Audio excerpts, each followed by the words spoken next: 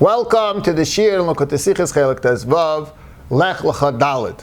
This sikha has an incredibly famous background. The story is well known. Ahead of the Rebbe's 70th birthday in Tafshin Lamed Beis, people had suggested that the Rebbe take it easy. The Rebbe lighten his work schedule. He was already becoming older in years.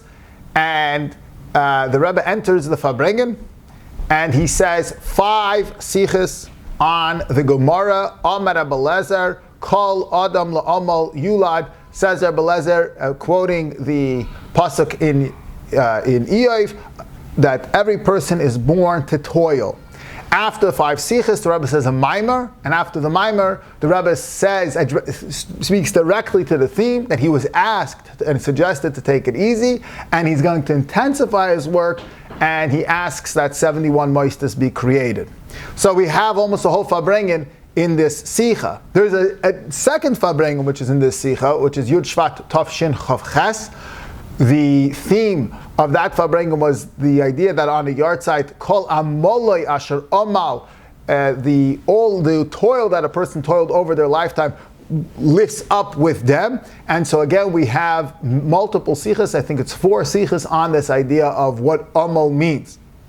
So we have about 9 sikhs and 2 full Farbrengens in this sikha. There's also a mimer of the Frierdiker Rebbe, Amar Rabbi Lezer, Kol Adam La'amal Yulad, in Tafresh Peites, Yud Beis Tammuz Tafresh Peites, which is some of the theme of the sikha, and many of the ideas of the Farbrengen are also discussed over there.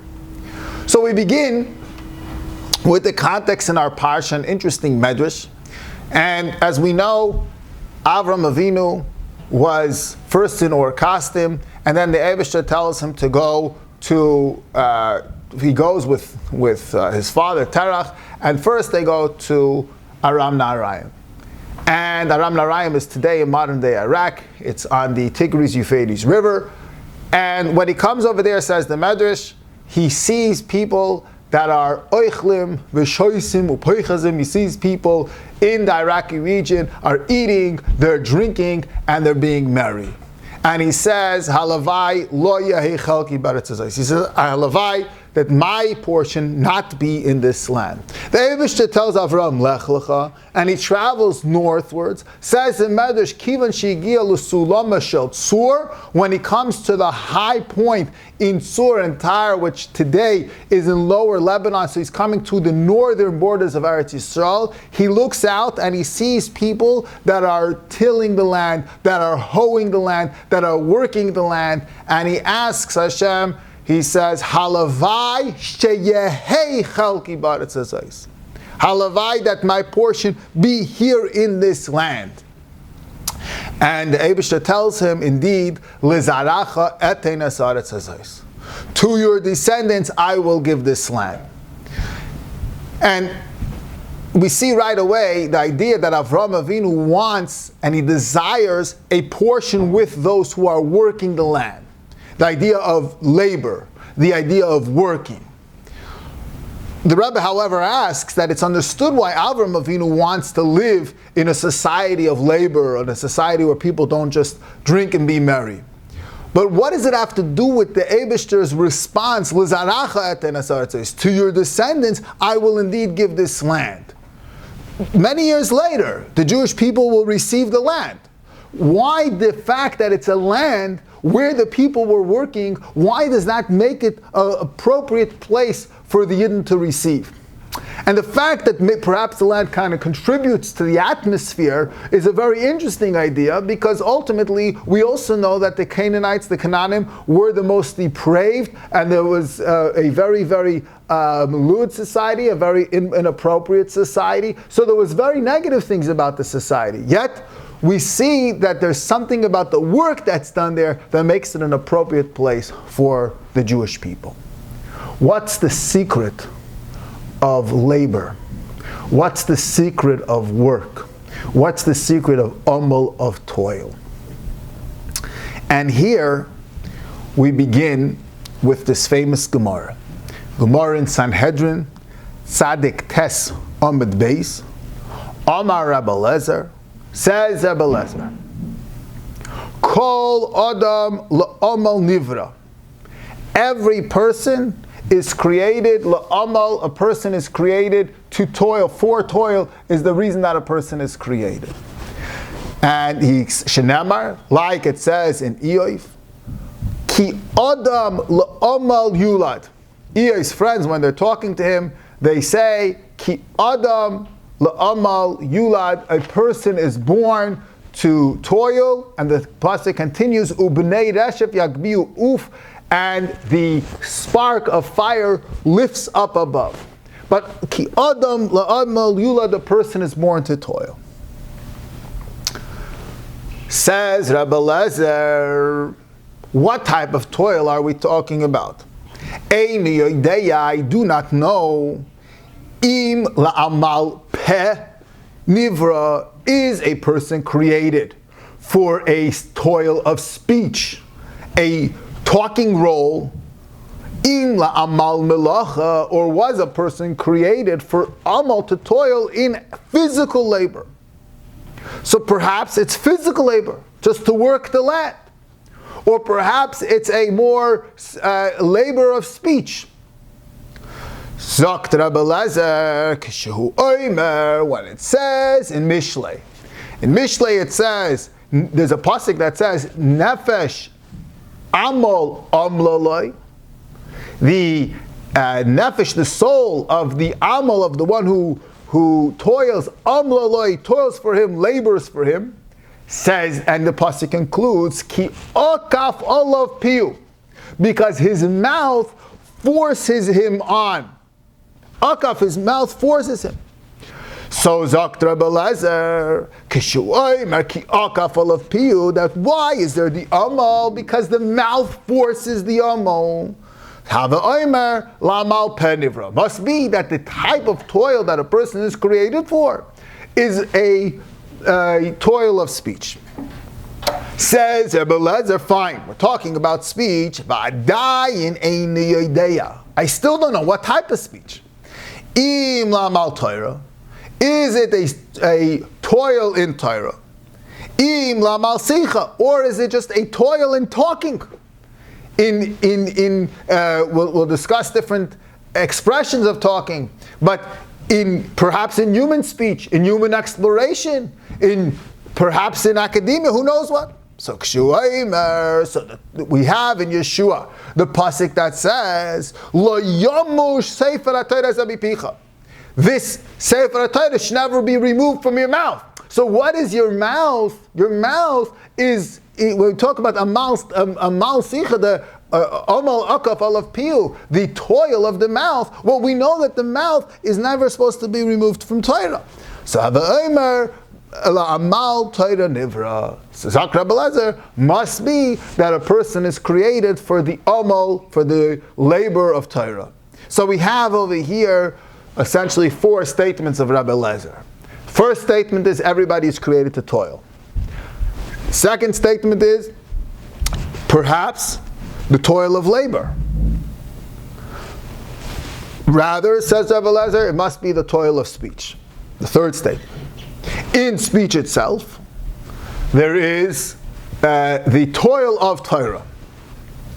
So here, we had the Rebbe explains that this isn't just a exploration of which type of labor a person is supposed to labor, but it's actually a prescription how the person is supposed to labor. What are the orders of labor? First, the elementary, the basic, the foundational labor is the labor of work. Above that, there has to be the labor of speech. And beyond that, there has to be the labor of Torah. So what are these types of labors? Why are they all important? And why labor at all? So here the Rebbe says,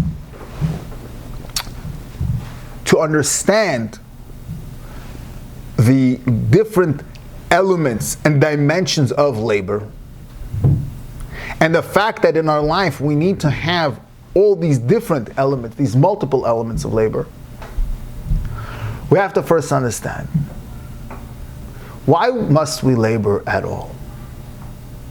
The Eibishter is the teva toiv lehetiv. The Eibishter is good, and the nature of good is to do good unto others. So let the Eibishter do good, bestow good, bless us with good. Why do we need to work for the good? We have the classic answer. Adam roitze v'kav shaloi, yoyser mitisha kavim shel chaverei. The reason that the Eibishter wants us to work for our good is because a person appreciates the good that he has created.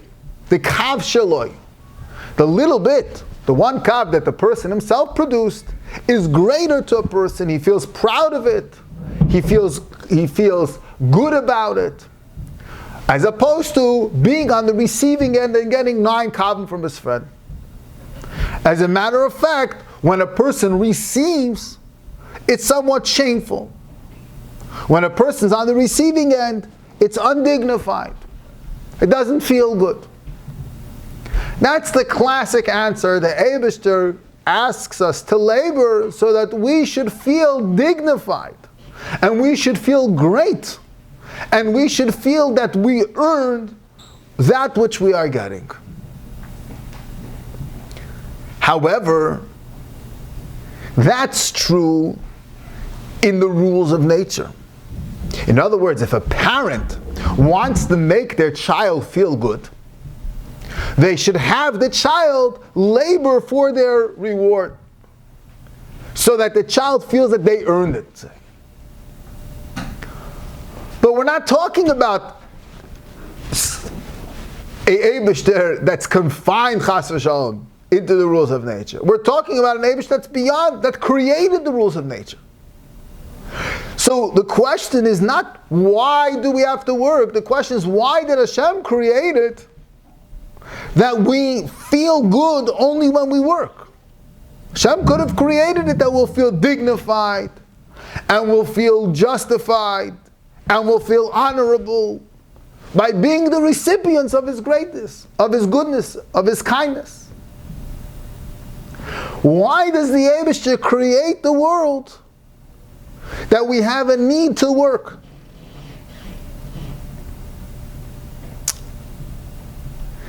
And here is the secret. Because creation, the human being, and our role is not simply to be the beneficiaries of Hashem's kindness, or to carry out the desire of Hashem.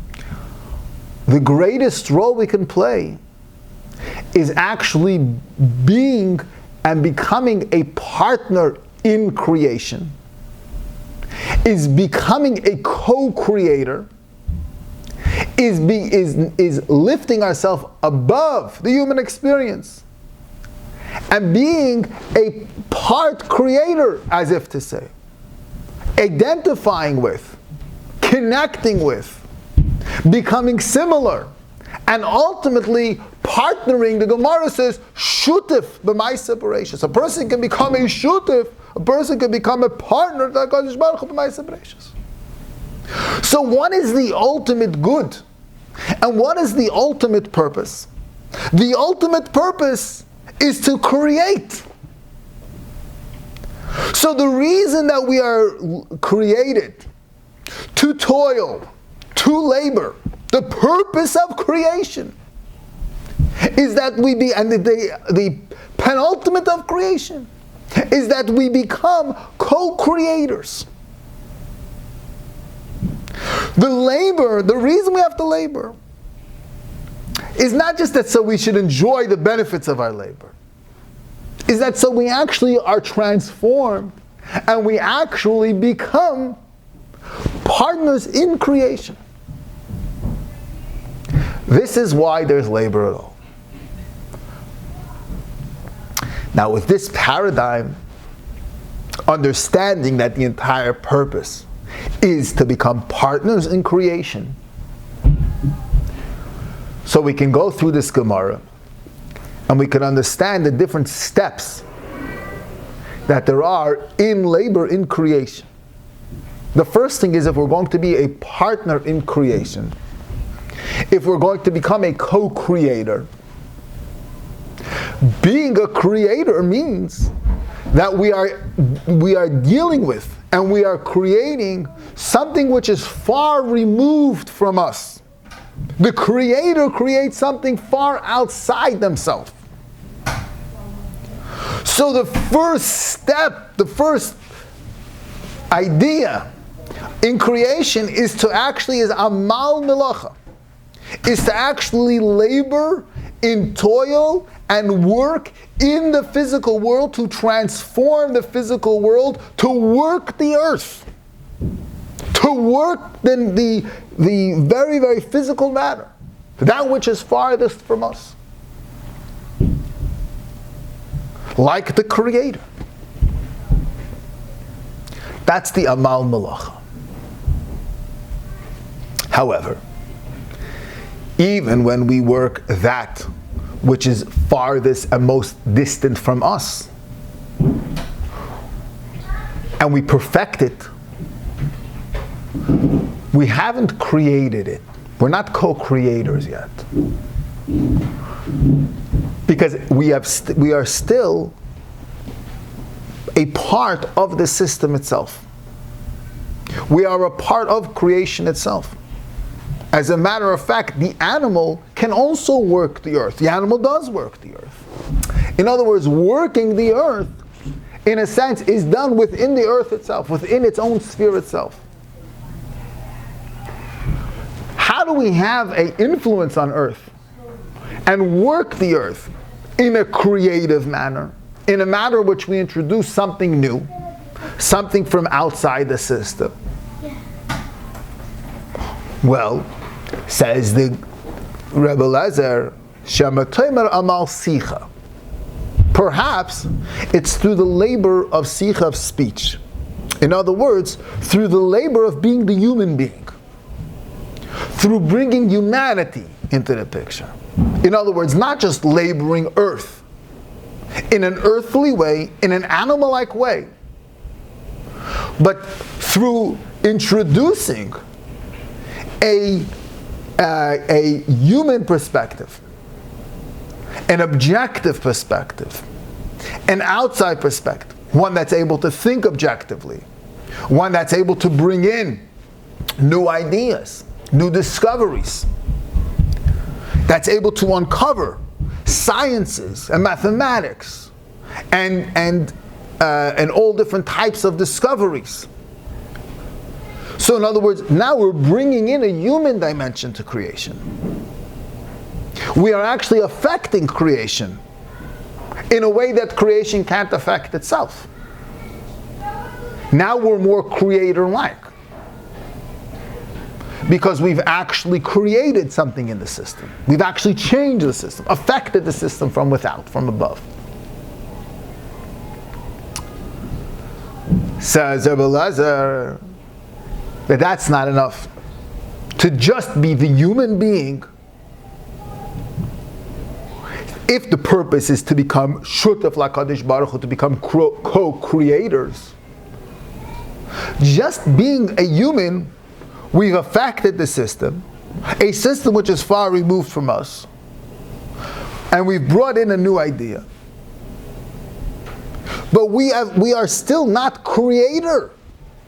Hashem is the creator. We're just using the powers that were given to us, the human capacity that was given to us, the objective thought that was given to us, the communication that was given to us to change the system. But how do we become a co-creator? The whole purpose is becoming a co-creator. That we do through Amal Torah, through the toil in Torah. Because through Torah, and through the toil of Torah, we actually become one with the Torah. And the Torah itself is the uniter, brings together heaven and earth.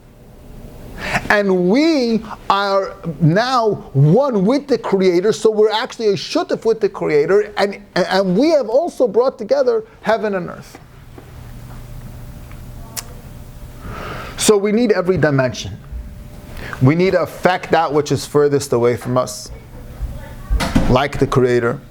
We need to affect it with the new human idea, the Amal Sicha, like the Creator. And we need to actually become Creator, become one with Hashem, and unite heaven and earth in Hashem.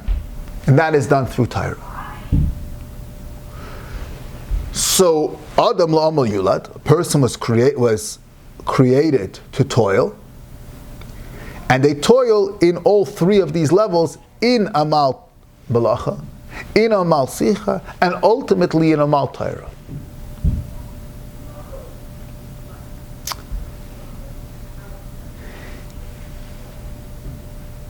This is why we toil.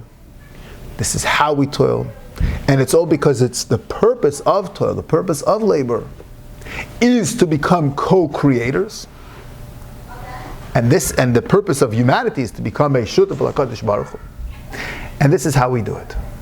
We do it through these three steps, through Amal Melacha, Sicha, Torah, through physical labor, with the human spirit, and ultimately bringing Torah in and introducing Torah and connecting with the Creator. In Avodah language, the Friedrich Rebbe explains in the Maimer that Amal Melacha means that a person serves, he works the earth, he goes about, does Melacha, but he does it with emunah, with the belief that it's the Eibishter who gives him the power, it's the Eibishter who gives him the blessing, and that the Eibishter will give him good. So a person carries out his melacha, Shema Tomer Lamal Melacha. You might think that the purpose of creation is accomplished through the working the earth with emunah. That's great. And that's incredible. And it ultimately perfects the earth. However, it doesn't lift it up. For that we need Amal Sicha. What's Amal Sicha? Tefillah. Person needs to daven. Davening is a sulam, is a ladder that's rooted and planted on the ground, and the head goes to earth, and the davening connects heaven and earth, and ultimately through tefillah we lift earth up to heaven.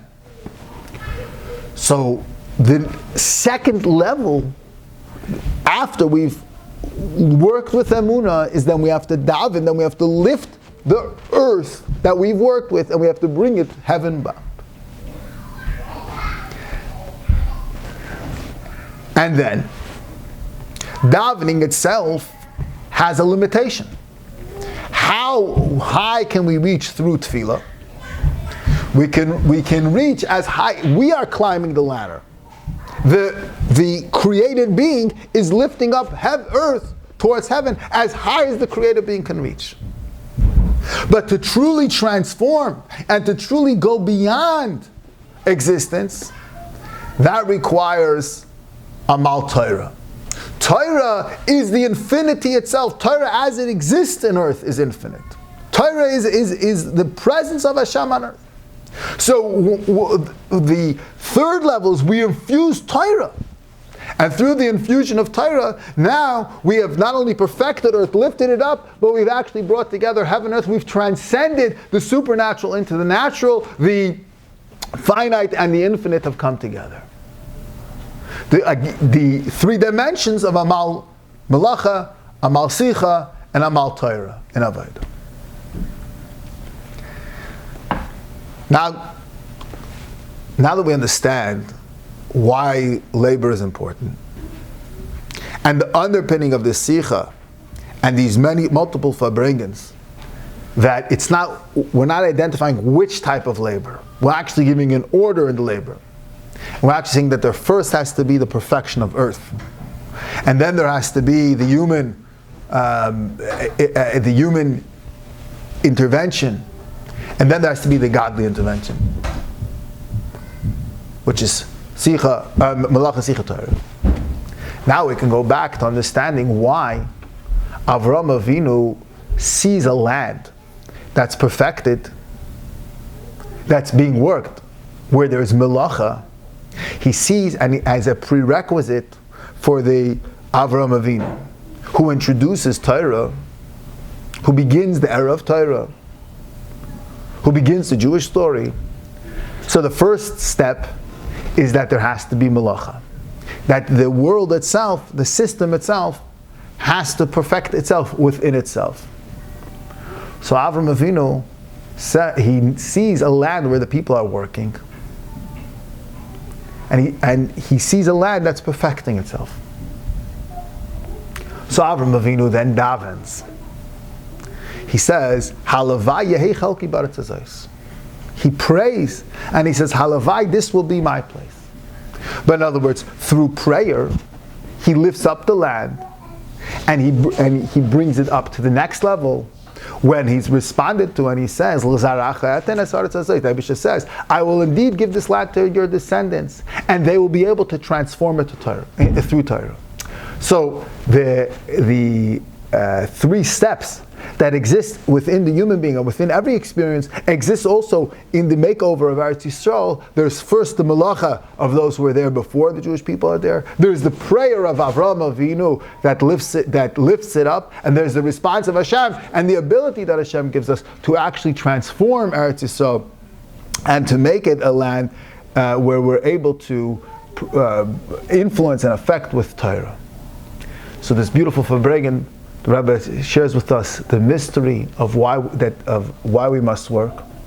The purpose of creation is that we become co-creators, and thus life requires us to work hard, to toil, and we become co-creators in the three steps of perfecting the system itself, of influencing the system, and of ultimately bringing the godly within the system. Thank you.